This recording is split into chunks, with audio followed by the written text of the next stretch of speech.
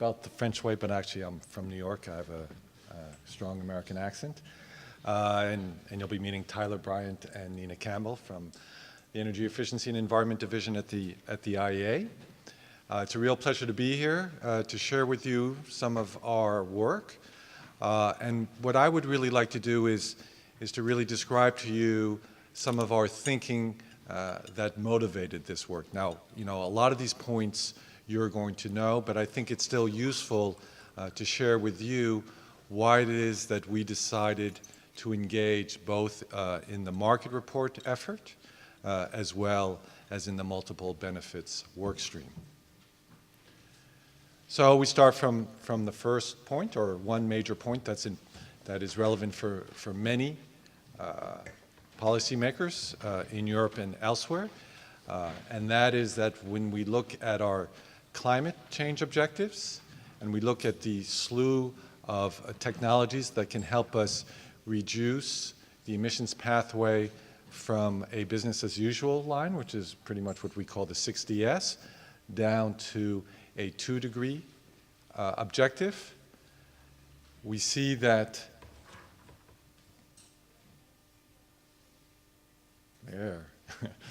we see that in terms of our analysis, energy efficiency is actually the largest contributor to reducing greenhouse gas emissions in order to achieve the 2-degree target. How do we arrive at that? It's basically from different forms of modeling, but fundamentally, energy efficiency tends to be the most cost-effective way to reduce emissions. That is what is reflected in our energy technology perspectives work, which takes us out to 2050, as well as in the World Energy Outlook work, which takes us out to about 2030. So for us, going forward from a climate change perspective, energy efficiency isn't simply a nice thing to have, it's an imperative. But having said that, I think what we also recognize, I'm trying to figure out where, oh, the computer's over there. Ah, okay. What we also know is that energy efficiency is not simply, nor even is it primarily about reducing greenhouse gas emissions.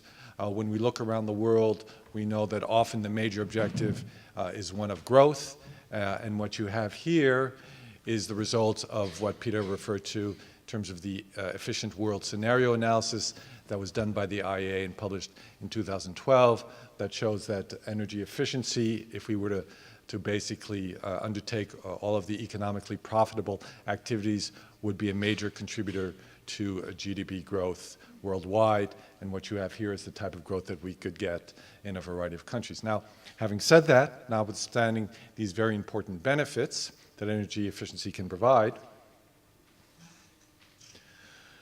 what we also see is that energy efficiency, as you all know very well, it remains underutilized. And what you have here is a projection as to the amount of economically profitable energy efficiency investments that would be undertaken under current policies and practices through 2035 as compared to the amount of economically profitable energy efficiency investments that could be undertaken. And obviously the big issue here is that there is significant room for growth. What we see is probably a higher uptake in the transport sector than in the buildings sector, but as a general proposition, 2/3 of the economically profitable energy efficiency investments will not be undertaken under current policies and practice. Put it another way, that means for every dollar that we predict will be invested in energy efficiency, there are another $2 of economically profitable energy efficiency investments which will not take place. So, what we needed to think about is a way to change the narrative around energy efficiency, to reach out to a broader set of stakeholders beyond simply energy efficiency experts or even energy experts, as well as to see how we could reposition the product to appeal to this broader set of stakeholders. So here is one of the illustrations of what we saw as one of the challenges, which is that when you think about an investment that's made, for example, in an oil rig, or even in a hydropower plant, or even in a wind farm, what we tend to do is we tend to look at that investment, let's say, made in 2010, and every single year after that, we will measure the amount of kilowatt hours that are produced by that power plant or the amount of barrels of oil that are produced by that well. If we look on the energy efficiency side, for example, if we consider insulation that is put into a building or the like, we really quickly forget about what is, in fact, the energy savings that is generated by that, when in fact that insulation or those new cars will produce savings year after year after year. So we're kind of looking at a funny situation in some ways when we look at the issue of energy efficiency relative to other fuels. We're not only looking at not only is the playing field not level, it actually arguably operates to the detriment of energy efficiency investments. And so what we thought was, is there a way to really change the way we're looking at energy efficiency and to put it in a better situation to compare to other fuels? So I'll give you an illustration of this point. In 2012, the WIO did a very interesting analysis about the United States. And one of the conclusions was a projection that the United States would become a net energy exporter in about 10 years. And one of the big reasons for that was that we projected a significant decrease in the amount of oil imports. And a lot of the discussion around that had to do with the issue of shale oil. Now, how many people here have heard a lot of discussions about shale oil and shale gas? Everybody loves to talk about it. And everybody talked about it in the context of U.S. energy independence. And I can tell you as an American, love the issue of producing more oil, producing gas, producing it from North Dakota, South Dakota, not quite in my own backyard, but somewhere within the continental United States makes us feel very good. What was interesting about this is that, in fact, when you looked at the significant shift that we predicted in terms of oil imports, 40% of that shift through 2025, which was the key year, was going to come from energy efficiency improvements. And yet, I can tell you, 40% of the discussion was not around energy efficiency. It was really dominated by the discussion around oil and gas. We fundamentally remain very much of a fossil fuel supply world. And so what we wanted to do was to move to a situation where we, at the IEA, which produces fuel market reports, oil, gas, coal, and most recently added renewables, we decided it would be appropriate to produce a fuel market report on the issue of energy efficiency. Now, there are a variety of challenges that we faced in wanting to go forward with this initiative. The first one was defining and sizing the market. In fact, when we had internal discussions about producing an energy efficiency market report, there was a lot of resistance and skepticism in certain parts. People would say, well, what's the market? When you think about the oil market, there's a nice global integrated market. There's a world price. Coal is obviously not as integrated. Renewables is a little more dispersed. But people were sort of saying there is no energy efficiency market. And we sort of felt that to the extent that people are spending money for goods and services that are designed or that are intended in some ways, whether this is the motivation or not, to produce an energy efficiency output, you had inputs on the investment side and you had outputs in terms of savings and energy consumption specifically. We felt that that represented a market and we would go forward with that definition. One of the other challenges we faced was that, having said that, the market indeed is very diffuse and varied, but what we did see were a lot of local specificities, but still some common elements. In any market report, we have to think about the prospects, and so that was one challenge that we faced. Where do we see the energy efficiency market going when we look to the future? And this is something that Tyler will describe in terms of the most recent report. And then the last thing was a lot of data problems, a lot of data problems. We really face a major challenge when it comes to the issue of getting adequate, consistent data. So as much, to be frank, as we can produce reports that look nice and that have nice charts in them, we are very conscious of the fact that we face a data challenge and we need to improve the quality of data.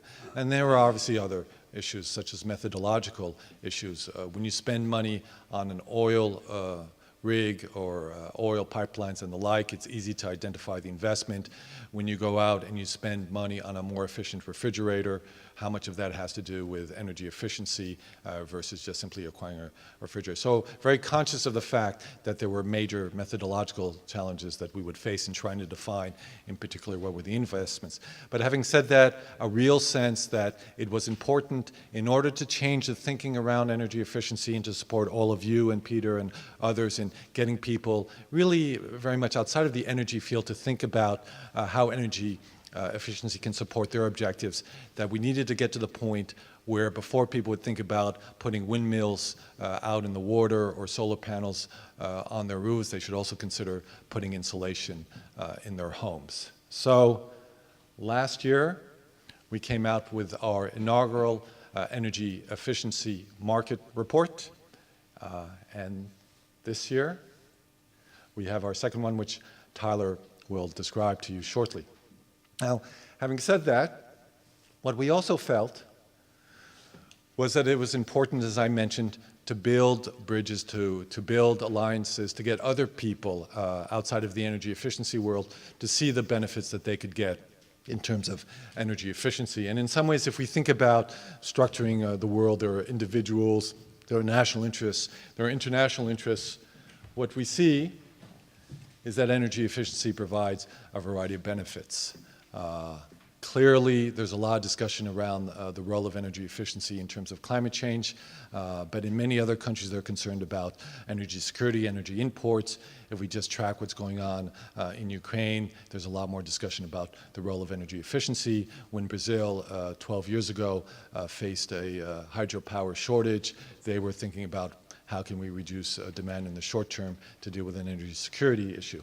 But what we fundamentally felt was that it was important in order to increase the amount of attention that would be paid to energy efficiency in the public sector and in the private sector, was that we wanted to build bridges to others, to get a broader range of stakeholders to be engaged, and also really to move beyond specialists, even in the policy area, and look to do a better job at capturing the imagination of the public. Often when I speak about energy efficiency, I communicate the envy that I feel towards my colleagues who work on renewables, which really have succeeded in capturing the imagination of the public. My children frequently come home with projects that have to do with promoting renewables in some way or the other. They would never come home with a project that has to do with energy efficiency. And even in some ways, if you think about, for example, what happened in Germany 10 years ago and the like, where there was a real allocation, a real significant investment in promoting renewables, there wasn't necessarily so much discussion around the cost effectiveness of those feed-in tariffs. I mean, there obviously has been much more discussion about that over the last several years. But at the time, you almost had a sense that there was a feeling of a social compact. This is the right thing to do. We need to invest in renewables for our children's future and for ourselves.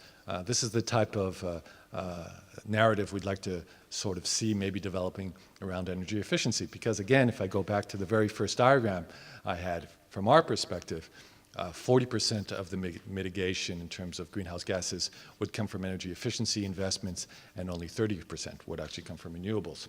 So in order to do that, what we recognized, it was important to talk in the language of the particular stakeholders that we were interested in appealing to, and in that regard, to recognize that energy efficiency produces a variety of benefits.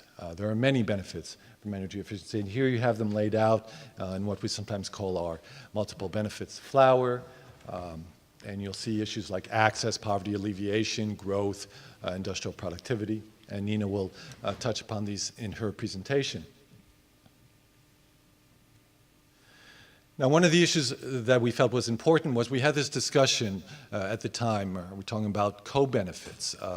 And we felt that in some ways, when you talk about benefits and co-benefits, there's a value judgment in there. You're sort of saying, well, benefits, this is the primary issue for us, and these other ones are co-benefits. And we felt that that actually was not an appropriate terminology because when you're appealing to different parties, they may have different views on what is the benefit and what is the co-benefit. So we know, for example, for many island states, whether it's Japan or Jamaica, addressing the issue of fuel imports is often a major objective when they're dealing with energy efficiency.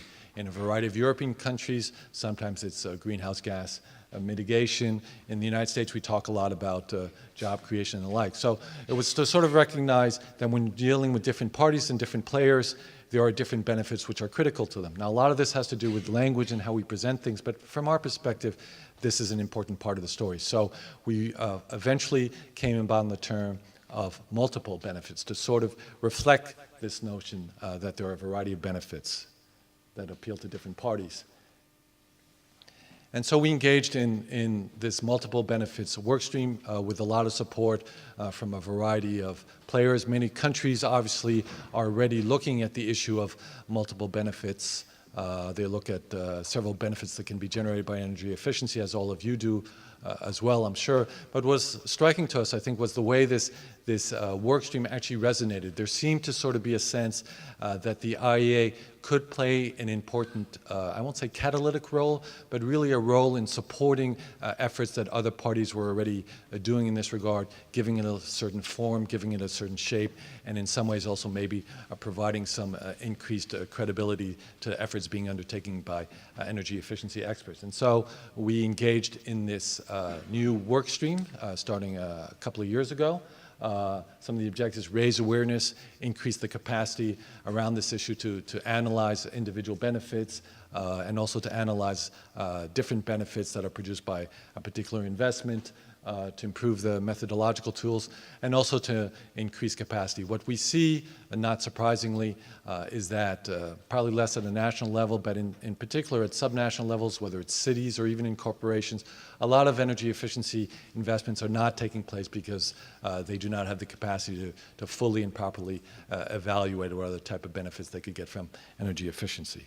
So in early September, our executive director launched our multiple benefits book, and today Nina will present it, and Tyler will start off by presenting our energy efficiency market report. So thank you for giving me some time at least to really share with you what was some of the thinking and the motivation behind us engaging in these two work streams, and now Tyler and Nina will take you through some of the specifics of the particular publications.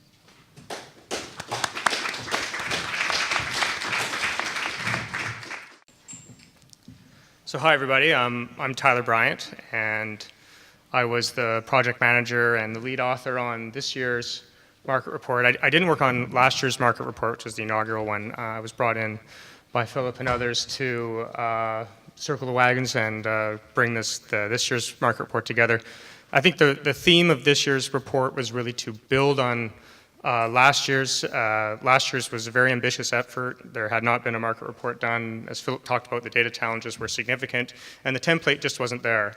And so just building that from scratch was monumental. This year we wanted to focus the lens. We wanted to add some more clarity and crispness, and I believe we delivered on that.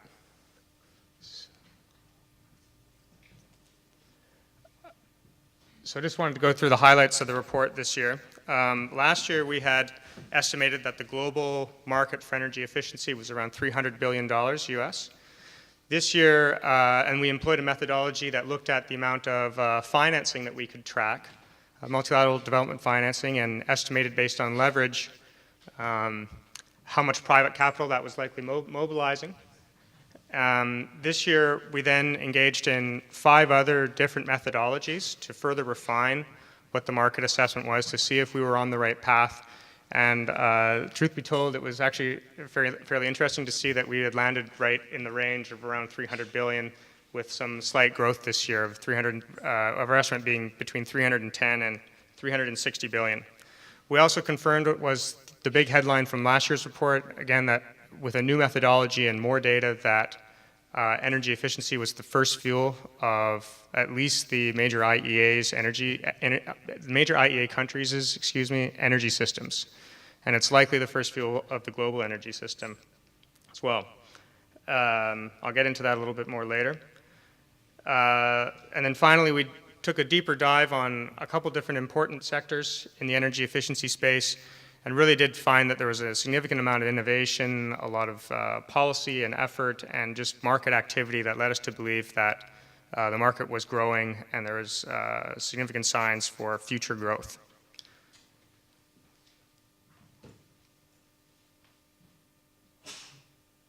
Okay, so as I alluded to, what's new on this year? Well,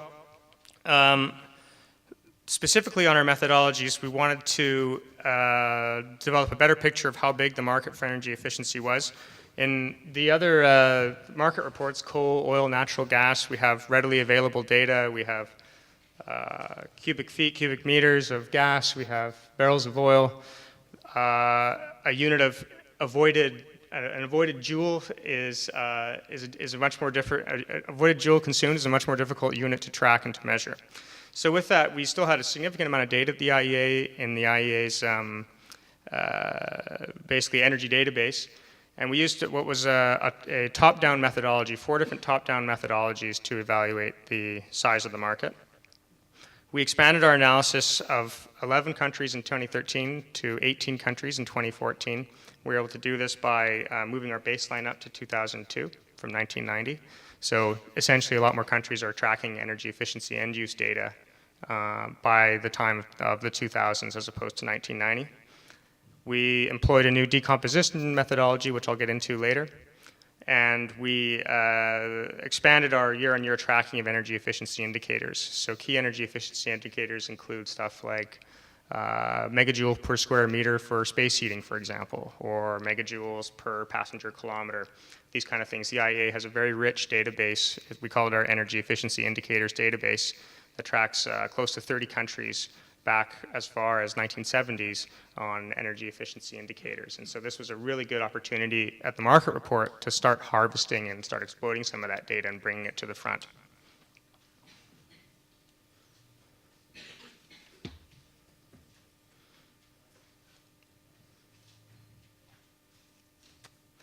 I'm kind of giving you the sell job here because the report is for sale, but here's the table of contents.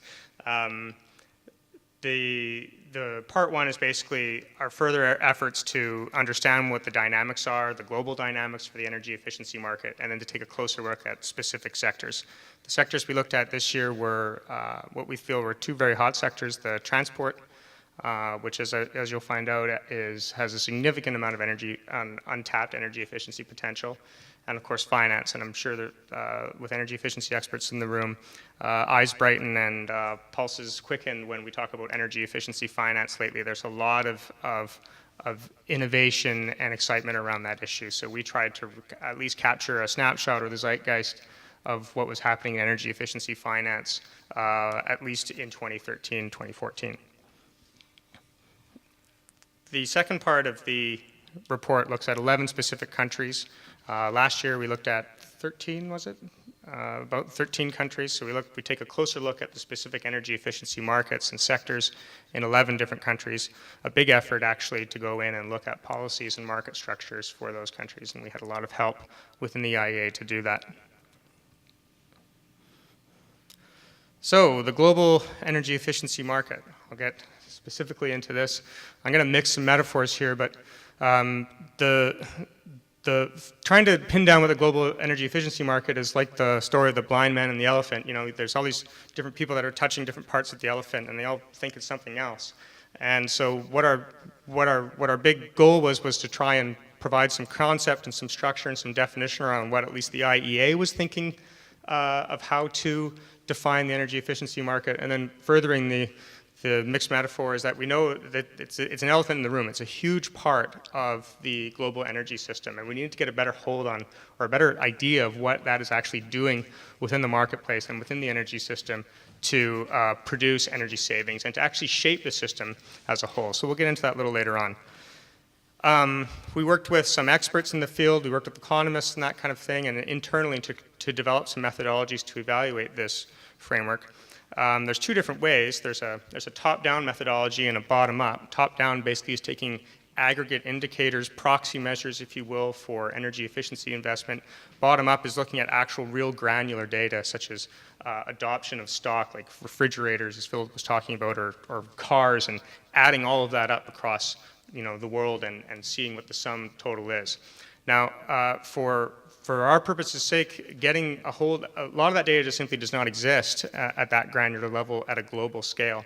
And a lot of it would need to be inferred. It's also a huge effort to try and collate that together and evaluate it. So we decided, within the timelines that we had available, is to use a top-down approach. And theoretically I mean it in the purest sense here, is that both methodologies, as they're done well, should drive toward a single estimate. They should not actually produce materially different estimates. So what we did is we looked at energy intensity changes over time as a proxy for energy efficiency investment. We then supported that with the decomposition analysis that I'll show later on to get a sense of how much energy intensity changes were likely the result of energy efficiency adoption or investments in energy efficiency stock. We looked at simply what total gross capital formation was in 2012. It's around 4.6 trillion, and then just took an estimate of how much of that total gross capital formation was energy efficiency. And it turned out that was about 300 billion if we use a 5% premium. That's well supported by the literature. We used a model that was developed by the Argonne National Laboratory to evaluate how firms and different sectors respond to increasing energy prices and energy expenditures, and how they invest to avoid energy expenditures. And then we did a Monte Carlo analysis based on that modeling effort. And what you see here is the distribution of that Monte Carlo analysis. And you see that the range is about 300 to 350 billion. All of the measures were between 310 and 360. What I'd just like to point out that's interesting here is that this has what we call, it's asymmetrical in the distribution, meaning that if the model's parameters are true, then it's likelier that the market is larger, not smaller than $300 billion.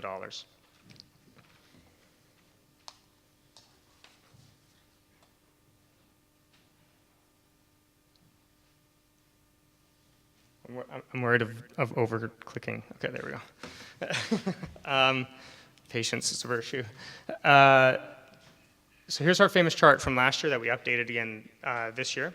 This uses our energy efficiency indicators database to evaluate how the slow but steady improvement of the energy efficiency of our end-use energy-using stock and equipment has produced energy savings over the past 4 decades. This is for 11 IEA countries. So essentially what this is saying is that had the energy efficiency of our vehicles, our appliances, our TVs not improved since the 1970s, we would have had an extra 1,300 million tons of oil equivalent in 11 IEA countries as a result. So essentially those savings of 1,300 million tons is larger than the total final consumption of any one fuel in those countries. That leads us to believe that energy efficiency is the first fuel of our energy system.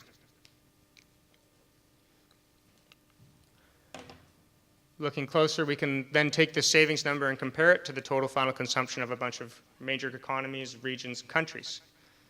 In a time or a period that's been, the discussion about the rise of emerging giants like China and that kind of thing and their role in the energy system, adding significant amounts of new energy demand, energy efficiency is actually taking away the energy demand of one of those major economies. This is, of course, in the long run. This is iterative, and it happens over a decadal fashion, but it is still extremely important.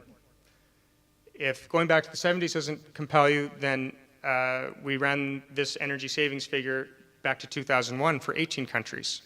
We found that in only 10 years, in 18 countries, we were saving 218 million tons of oil equivalent by 2011, and the cumulative savings from energy efficiency investments over the decade was 1,700 million tons of oil equivalent. So that's essentially the total final consumption of the United States and Germany in 2012 that has been saved by energy efficiency just over the past decade. It's a huge number.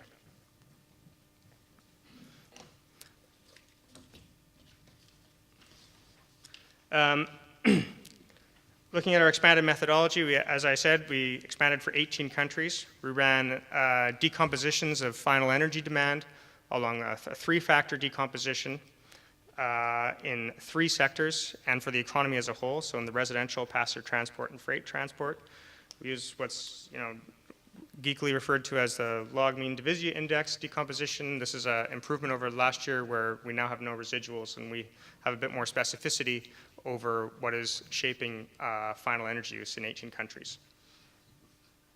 The other big addition this year is that we are tracking our energy efficiency indicators database. So we are now showing how energy efficiency indicators are changing in sectors and in countries since 2001.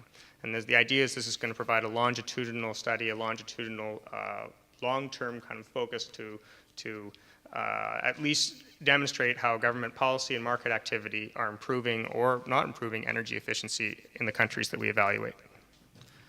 So let's look at the decomposition. I don't know if you, oh shoot, my legend is off, but a decomposition methodology basically takes a bunch of factors and tries to assign weights to them to see what their role is in shaping the observed piece of data. So our observed piece of data is total final consumption. One of the factors is economic and population growth. It's a major lever for energy consumption. As populations grow and economies grow, we need more energy to animate that.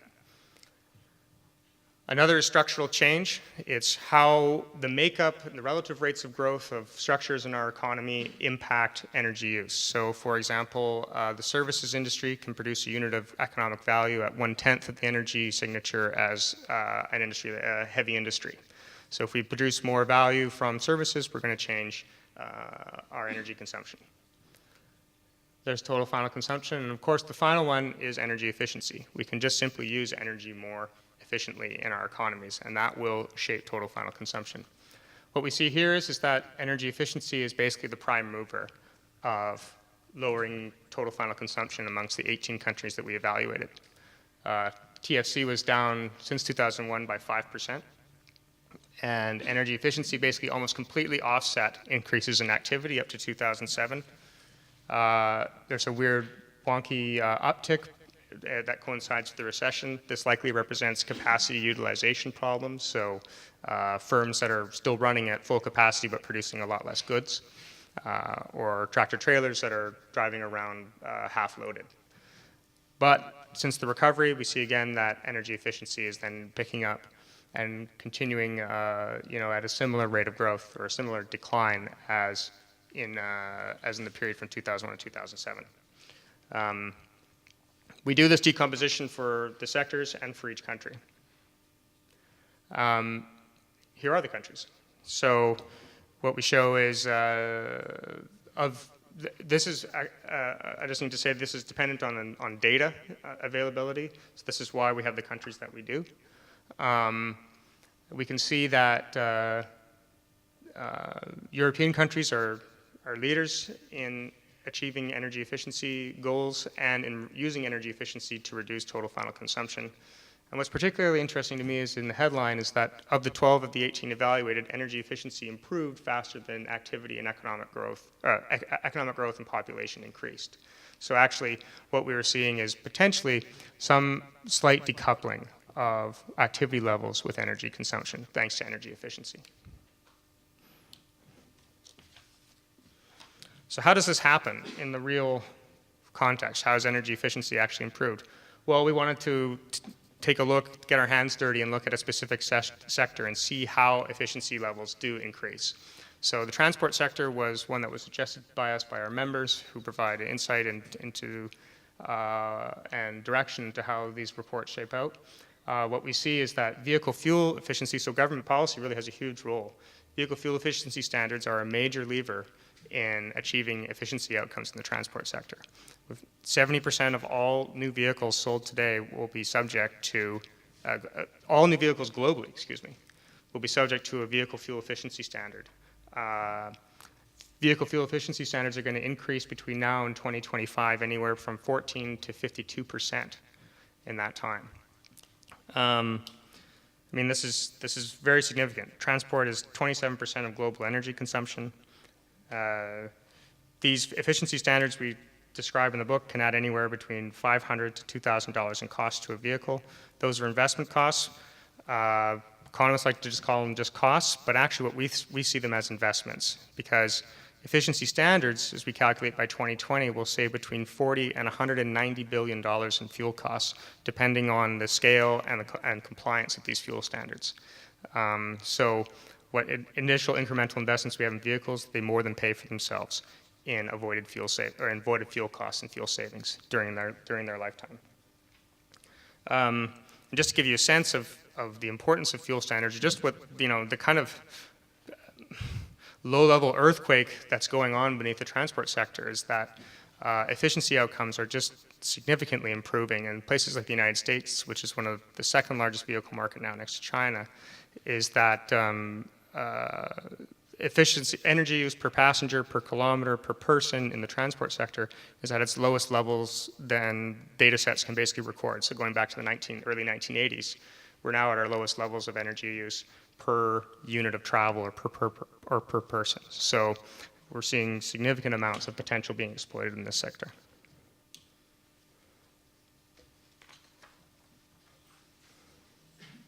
But the story is not really about the United States and the OECD. I mean, there's still huge vehicle markets, but what we're really seeing now is that the growth of these emerging giants is drastically changing the shape of the global transport market. So what you see in these graphs is that both passenger and freight transport growth globally is driven almost exclusively by the non-OECD region. And this is important because the non-OECD region vehicles are very efficient right now, or they're more efficient per unit of passenger kilometer than they are in the OECD, but that efficiency gap is actually declining. It's getting worse in the non-OECD as incomes increase and people prefer larger vehicles with more amenities. This speaks to the fact that efficiency standards in those countries are going to be incredibly important. In the OECD, since 2005, vehicle efficiency improved by about 13%.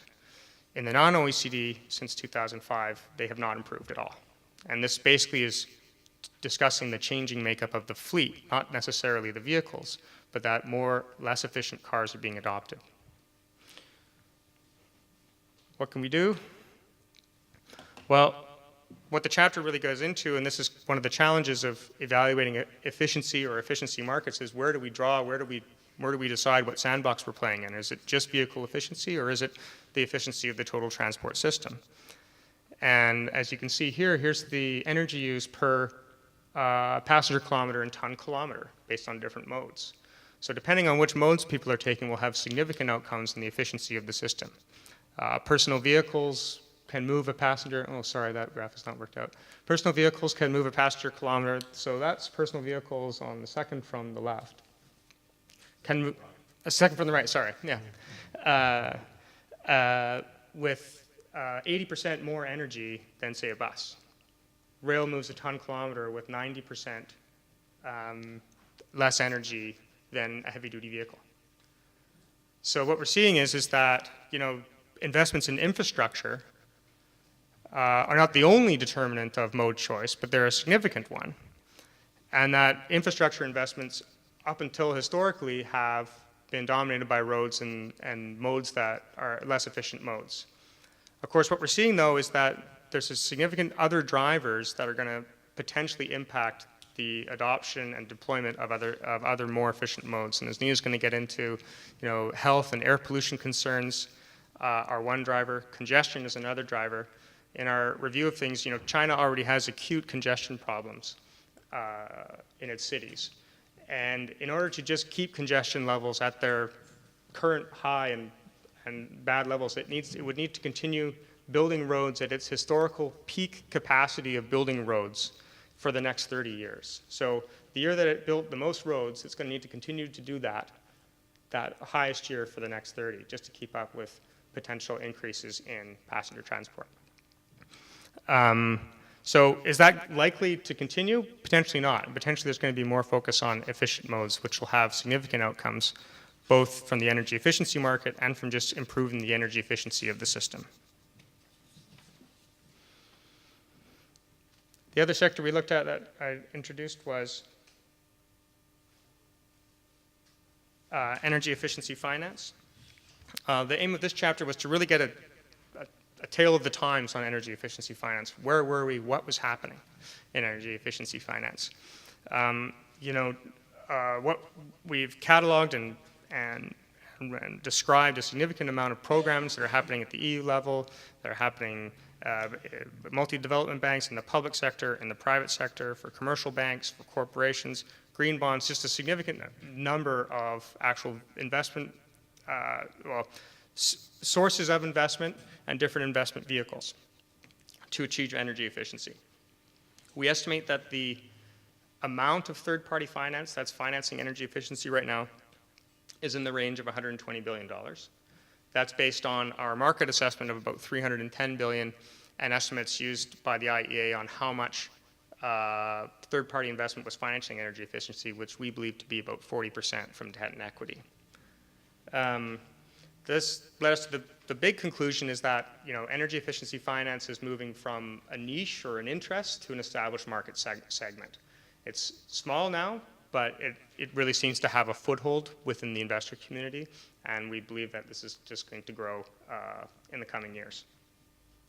To give you an idea of just what that growth looks like, here's an example of some energy performance contracts and what the size of we estimate the market to be globally. And we see there's over 30 billion in ESCOs, energy service companies, around the world, led by China with its very impressive support for that. But a number of other countries, including United States, Russia, they're really harnessing these private market actors to achieve efficiency outcomes within their economies. So that's a look at part one. I'm not going to go into all 11 countries that we looked at. What really struck us about looking at these countries is just how heterogeneous these market structures are, based both on country and on the sectors, on the different efficiency outcomes that they're prioritizing. There wasn't a unified, this is what our conclusion is from these countries, but more so just a shocking amount of activity that's happening across both developed and developing countries. To take a look at one of the big ones, you can look again at China. China invested in its 11th five-year plan about $120 billion to achieve energy savings of around 250 million tons of oil equivalent in that time. It's a significant achievement. China prioritized energy efficiency investments in its industrial sector during that time. And in its 12th five-year plan, which is what we're in now, it's going to invest even more, between 200 and 270 billion, to achieve roughly the same amount. What we're seeing in China is a rebalancing away from industry. There's still a significant amount of investment going into industry energy efficiency, but a lot more investments going into buildings and going into capacity building critically as well. Training and all of that to eventually develop a self-supporting energy efficiency market in that country. Our China chapter is very interesting. This is just a snippet of what we have, but it was a very interesting chapter to collaborate on. The EU, I'm sure people here could tell me about the EU energy efficiency market, so I'll just briefly pass over. But the EU has achieved very commendworthy energy intensity improvements over the last 20 years. Of the countries, or not country, sorry, I got to be careful here. Of the regions that, of the jurisdictions or regions or economies that we evaluated, I would have to say the EU probably has the most comprehensive market and policy framework. And when we go back to the decomposition that I showed by country, there was no surprise that there was a lot of EU member countries that were achieving significant energy efficiency improvements. Energy efficiency improvements really span the gamut of sectors. They've achieved just a really surprising level of penetration and adoption over the past 10 years. I was on the phone with some colleagues from Canada asking how had all of these EU countries done what they did? And I said, well, read the chapter. I mean, there's just a very comprehensive look at deploying efficient vehicles, efficient appliances, even doing something with buildings. And in many ways, we're a bit early on the EU chapter because, as I guess most of us would know, this week is probably a watershed week for what the future prospects of the EU energy efficiency market are. But we wanted to just kind of track what was happening, at least up until now, and show what developments in that country. We looked at some Asian countries, Thailand and Japan, Indonesia as well, and India. We focused on the LED market. It was coincidental that the day that we launched the report, the Nobel Prize, or the day before the Nobel Prize had been awarded to the inventors of the LED bulb. And so we had a whole basically section on LED adoption. So you can see it's basically exponential growth since 2007, both in Japan and Thailand. In India, compact fluorescents have grown about 400% between 2005 and 2011. So lighting just in Asia is just an incredible success story from a market perspective. This kind of dovetails on work from the 2013 market report that looked at ICT technologies and their adoption across a number of different countries. So we're keenly interested in technological adoption rates of these advanced efficiency lighting stock and other end uses. Just a quick snippet of what we're looking at for the market report 2015. This is all very wet clay right now, but some of the things we're interested in is electricity efficiency. There's been a pause in electricity demand in a bunch of big post-industrial countries. What's causing that? What's the role of energy efficiency? A number of people have asked, where's buildings? Where's the buildings chapter? We've had 2 reports now, and not as chapters focused specifically on buildings, so that's potentially another area of interest. We're looking at, as Philippe was touching on, how is energy efficiency generating domestic benefits for you? Like an oil well, how are investments in that actually producing domestic investments, and what are the trade implications for that? We want to continue improving our analytical framework, and of course, this is the spiel that comes at the end of every presentation on energy efficiency from the IEA is we need better data, and help us collect better data. And we'll help you with better data, because it's a significant challenge in doing this work. I just wanted to offer some concluding thoughts. We've really kind of seen that energy efficiency is a significant component of the global energy system. In the book, we call it the invisible powerhouse, and we think the data really supports that. All signs are pointing that the market is going to be growing and the drivers are going to be strengthening. Climate change, how energy efficiency market activities and climate change work together is something that Philippe really stressed. This is going to be another important driver for the energy efficiency market.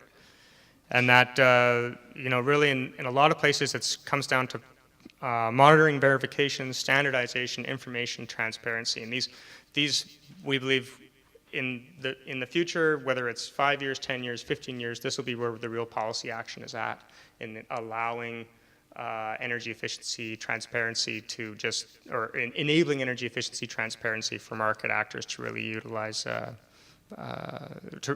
really achieve the energy efficiency potential. So that's the energy efficiency market report, and I thank you for your attention.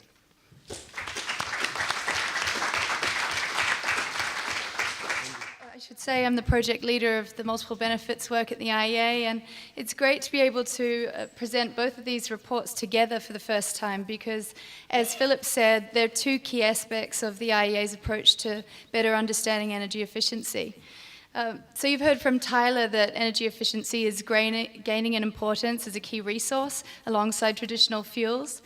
And as it does that, the importance of understanding its value for economic and social development become increasingly strong.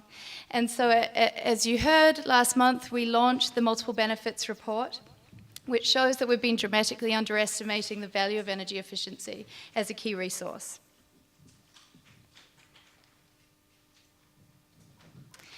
So you've just seen this graph with Philippe, and I would just add to underline the fact that in the work that was done in the 2012 Efficient World scenario in the WEO, they identified the fact that there was a huge amount of potential in energy efficiency, and actually that there was a potential as high as $13 trillion that could be delivered through 2035 if we were to tap into all the economically viable energy efficiency potential that's out there.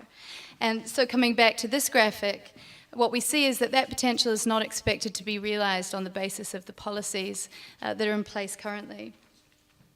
And so at the IEA, we're feeling that to change this, we really need to start to understand the importance of energy efficiency as delivering benefits in real terms.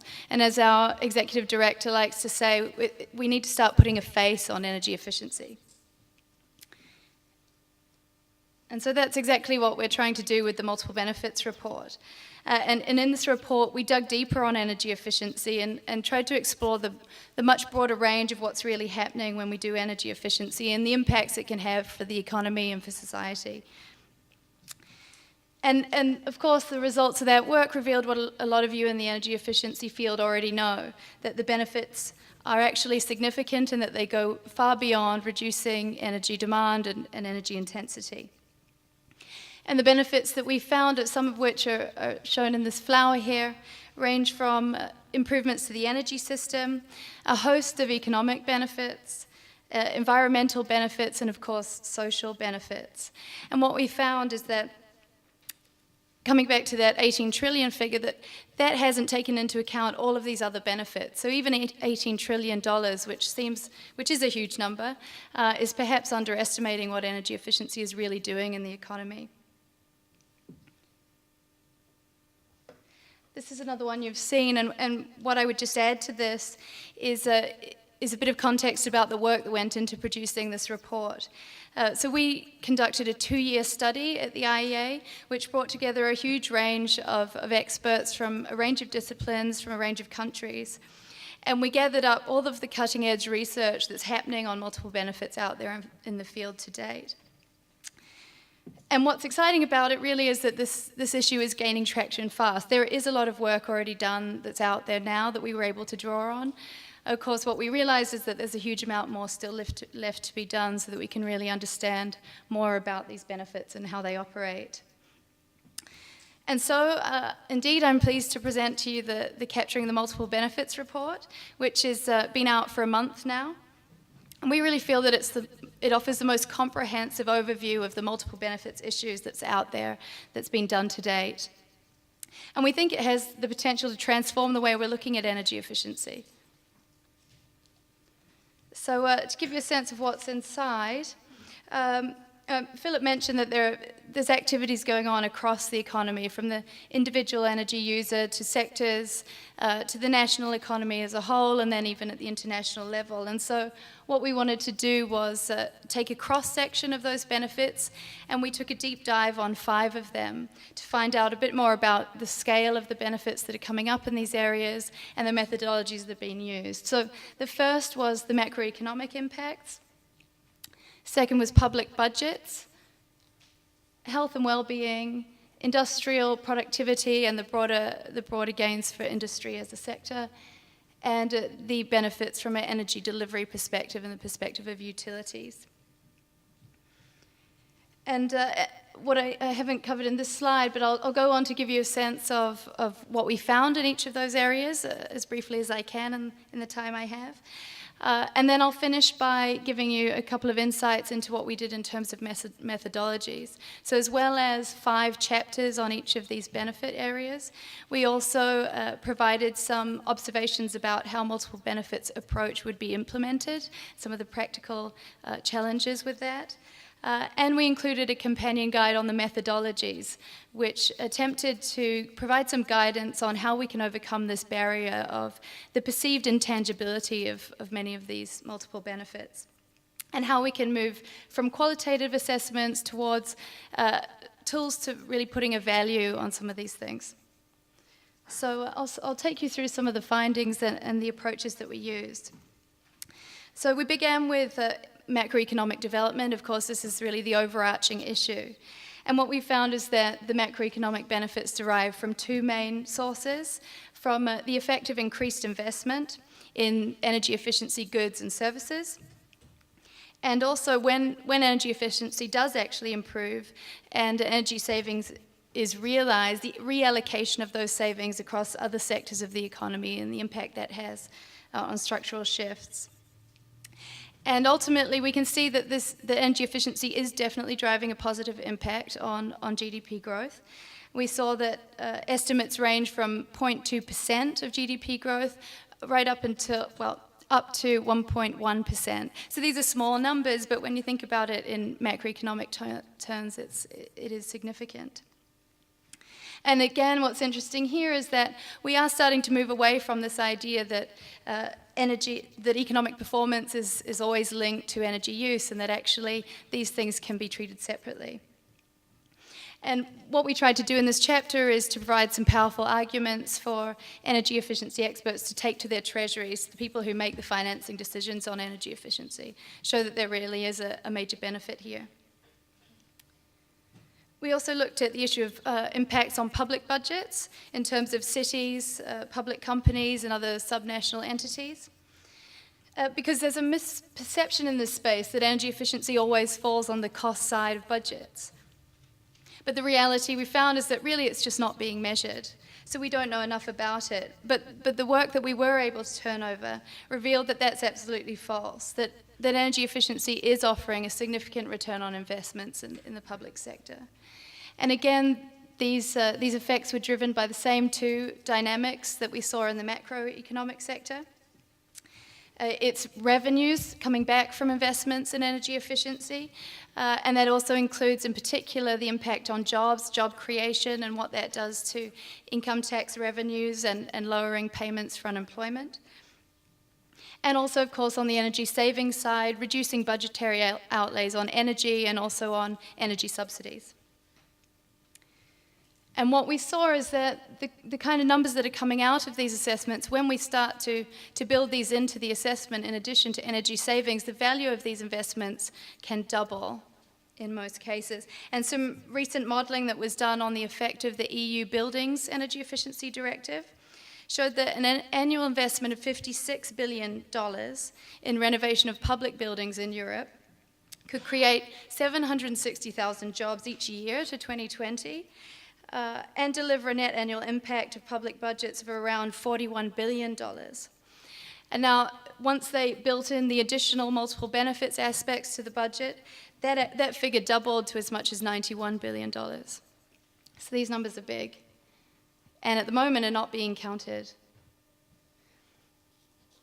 So we also took a close look at health impacts, which isn't a benefit we always associate with energy efficiency. Except that, as Tyler mentioned, there is increasing attention to air quality issues and the impact that has on public health, especially in emerging economies, and the role that energy efficiency in transport and energy generation has to play in addressing that issue. But we took a look at it from the point of view of the residential sector and found a dramatic impact for energy efficiency on creating healthy indoor environments. And we like the term that came up in one study, using warmth as medicine, which had a powerful impact for the policymakers that heard that message. So there was a tricky issue on this in terms of causality, and the way that we decided to approach it was to look more at the exposure factors that energy efficiency is definitely directly impacting inside the home, and then we can draw conclusions from the health, drawing on inputs from the health experts on what healthy conditions inside the home can do for health outcomes. So as you all know, insulation, cleaner heating systems, more efficient appliances, all of these things concretely impact improving indoor environments by making them warmer, drier, cleaner. And we've seen studies that show the dramatic impact this can have on health and well-being in the context of mental health as well. And we saw one study that showed that when you start to take these health benefits into account alongside energy savings and GHG emissions, that benefit cost ratios can jump right up to $4 for every $1 invested in an energy efficiency program. And that example comes from the Warm Up New Zealand retrofit program. And in that case, actually 99% of the benefits that they found were health benefits. And again, that was one of the first times that those health benefits had really been quantified, so this is big news. And that's not to mention the public health sector spending impact that that's going to have. And there was some modelling done on the public health sector impact for the European Union, where they looked at a high energy efficiency scenario out to 2020 and saw that we could be looking at saving $99 billion in terms of public health spending in a high energy efficiency scenario.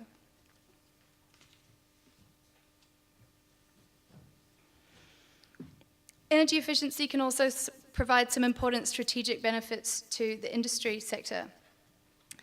And we looked at 5 categories of benefits that we gathered together from the various studies that we came across in this area. They relate to improving competitiveness, making production more cost-effective, reducing operation and maintenance costs, and lowering environmental compliance costs, and even improving the worker environment. And what's interesting here is that we can start to demonstrate the impact that energy efficiency has as a business case decision, elevating this issue to the boardrooms where the investment decisions are made about how to support your business objectives. And with this perspective, energy efficiency starts to play a major role in that game. And we've seen the value of these benefits being anywhere from 40% of the energy savings that are already being measured up to 250% of energy savings. An interesting example that came from a small lead producer in Peru. So this is a small business context, but significant outcomes were seen there as well. They were calculating the savings that were generated by a component replacement program, and they found that the energy cost savings were around $2,000 per year. But when they looked at the associated improvement in production that those energy efficiency improvements offered, that was valued at closer to $17,000 per year. So that's almost 10 times higher the energy savings that they'd been calculating up to that point.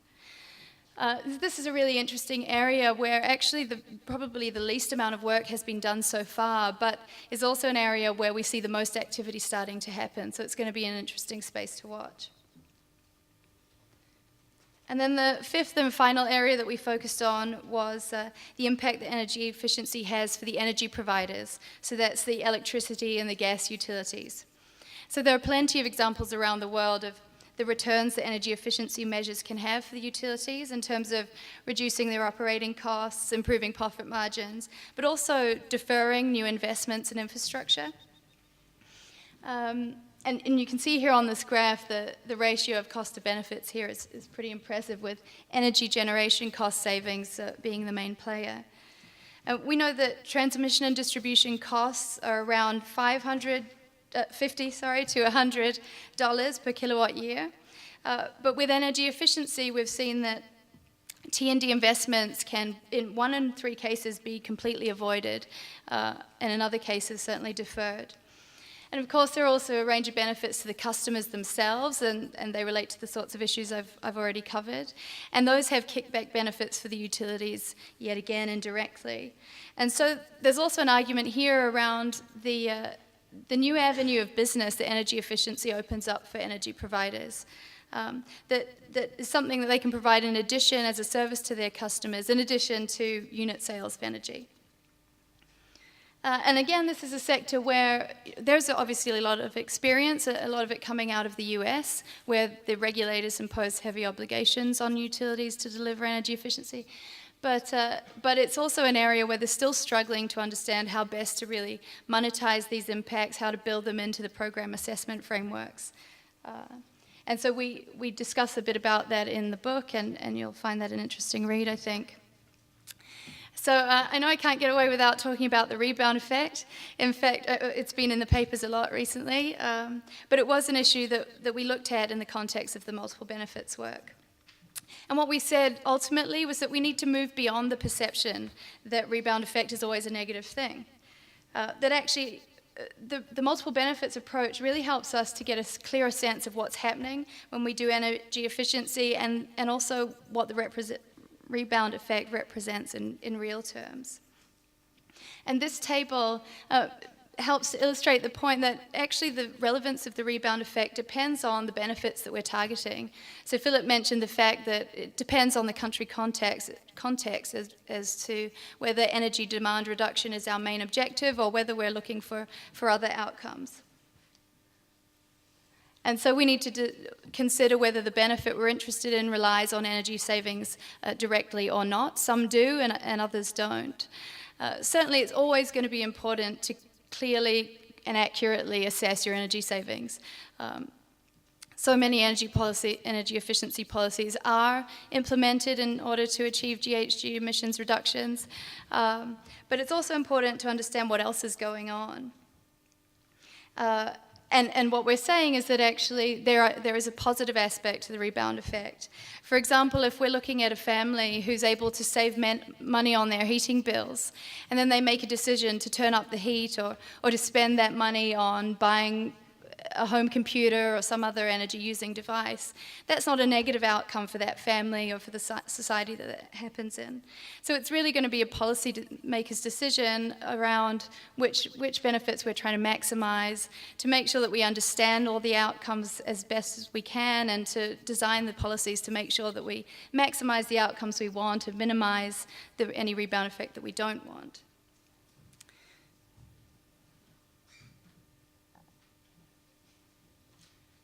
And this leads me to the issue of developing countries, because in that context, their priorities are very different. And it's going to always depend on national circumstances and economic and social priorities as to what they maximize. And we can see that reducing poverty and increasing sustainable growth is going to be the kind of issue that is much more relevant to the developing countries and emerging economies. And some of the key benefits that are relevant in that context are outlined in this slide. And what I would say again is just to underline the fact that there is an important role for the policymaker in tailoring the policy to fit the benefits that we're looking for in each case. Without much further ado, I'll come on to explain a little bit about what we did in terms of methodologies, because as I said, the key barrier around multiple benefits at this point is their seemingly intangible nature and the hesitation to get into measuring them. And that's in part because we don't feel that we have the tools or the expertise needed to really pin these down. So as part of our deep dive onto the 5 benefits, we took a close look at the kinds of methodologies that have been used and made an assessment of how well they'd worked and what were the shortcomings and what are the gaps that need to be addressed going forward.